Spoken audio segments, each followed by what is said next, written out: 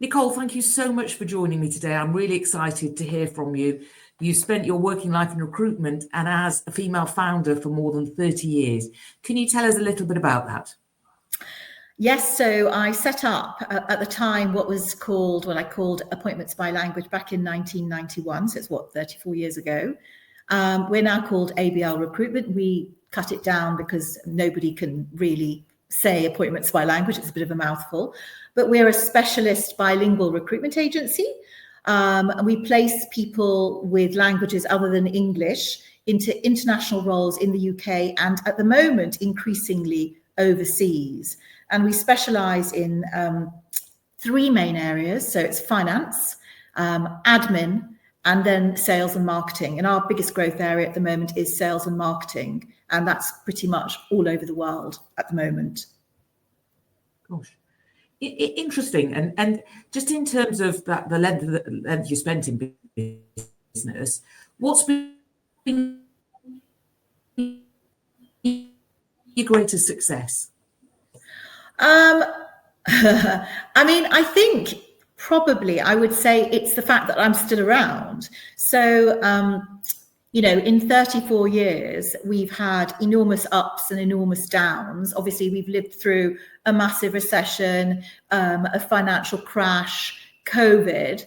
And I think the success is really that I'm still standing. I'm still here, and not only still here, but I'm still excited about what we do.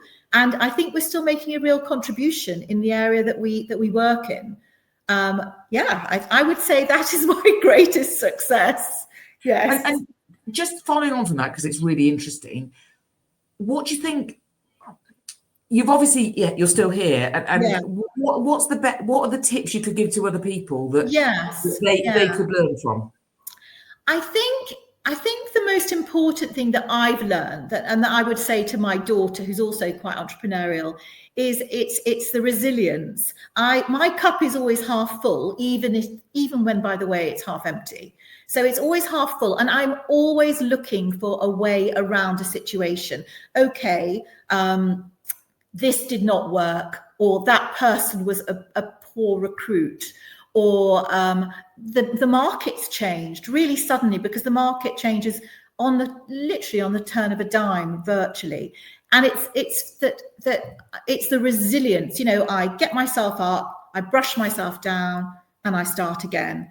And I think I just do that on a constant basis. And I think you have to have that kind of, okay, it's not a mistake. I haven't done anything wrong. The market's changed, but how can I adapt to that market? And how can I do it quickly? And because we're a small team, there are only 15 of us, I can do it quite fast, actually. I can say, all right, everybody, we're stopping this, and we're going to do that. We started as a secretarial agency. There came the financial crash. We moved away. We were banking secretarial.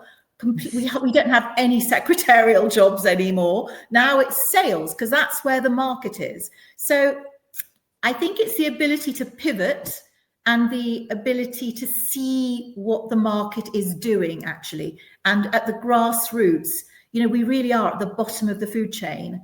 I can really see where it's going, and you just have to keep your eye on the ball. And my best advice is you have to be resilient and not take anything personally. I don't take anything personally. That's really brilliant. And actually, my next question is, what has been your biggest failure? But actually listening to you, you've talked a little bit about it, but what has been your biggest failure? Oh, gosh. Well, I have one. So we were flattered by a global money business to open in, believe it or not, in Australia. So I opened a branch in Australia. You've got to get the picture on this. This was pre-Teams, pre-social media, really. It was a completely crazy idea. But this company said to us, we need Korean and Mandarin speakers. We need to find them in Australia. We can't find them in Australia. The agencies can't find them in Australia. Can you do something about it? So I go, of course. And out we go. I set up. I take on 2 people out in Australia. But of course, I've got no control. It means I have to keep going to Sydney. They're not doing a great job. They don't know what they're doing. I'm too far away. I can honestly tell you that was an unmitigated disaster. And we closed it, having lost a lot of money in the 9 months that we were open for. The whole thing was a bad idea from the start. There you go. My greatest, that was a real big slap in the face. And it was purely to do with, I was flattered, and therefore I've learned from that, I'm not going to be flattered anymore by somebody going, please help me. Yeah, no. Yeah. Okay, thank you. I suppose it's about focus, isn't it? Yeah, it was just a silly idea. Thank you. And looking to, founders always say to me, the best piece of advice I've ever received. So what is the best piece of advice you've ever received? Well, I can tell you, believe it or not, that's from my mum. So my mum used to say to me, do not chase money. Money can run faster than you can. So I absolutely do not focus on money. We focus on service. So a lot of recruitment agencies will focus on working on roles where the salary is the highest, because that's where they will make the highest fee. But we do not do that. And our commission structure does not reflect that. We will work on an average salary for an average and fair fee, as well as a very large fee, a larger salary, because people take us through their lives. So I have clients that we've dealt with for 35 years because we started working with very junior jobs when they were working on those jobs.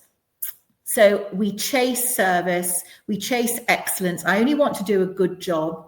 And that is, I do not chase the number that fee would give us in terms of revenue immediately. No, it's all about service, and then everything else just falls into place, really. And it's lovely. It's your mum's bit of advice. Yes, that was my mum. My mum always said, don't chase money. It runs faster than you. Chase what you can do.